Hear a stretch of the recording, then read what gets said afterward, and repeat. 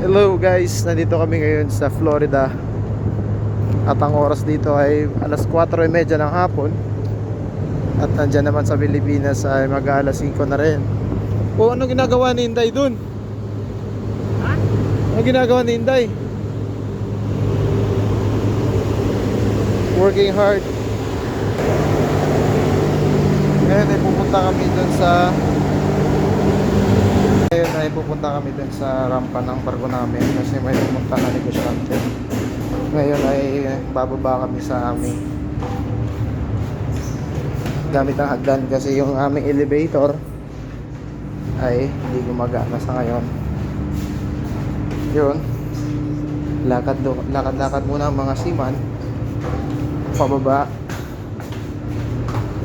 Bali may floor dito sa barko namin at yung accommodation namin ay nasa 14th floor.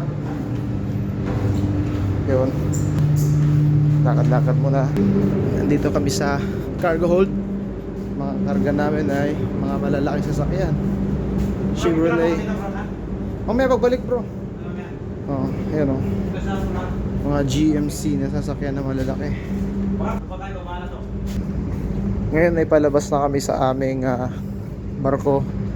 At sabi nung kasama namin ay may rolling store na pupunta dito, yung businessman. Malalaking sasakyan, no? Tataas. Yan yung mga karga namin dito. So kami ngayon ay ayan, nandyan na yung negosyante. Sa ngayon parang kotse lang ata dala ng negosyante pero maraming laman. Ganito yung mukha ng aming barko dito sa rampa pag nandito ako sa labas.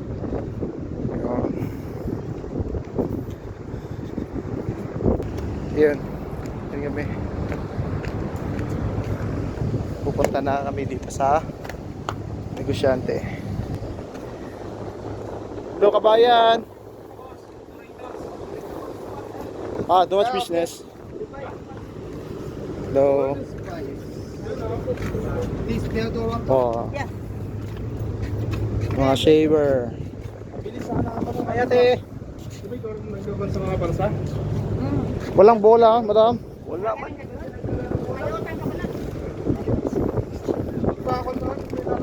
Ito makipag-usap.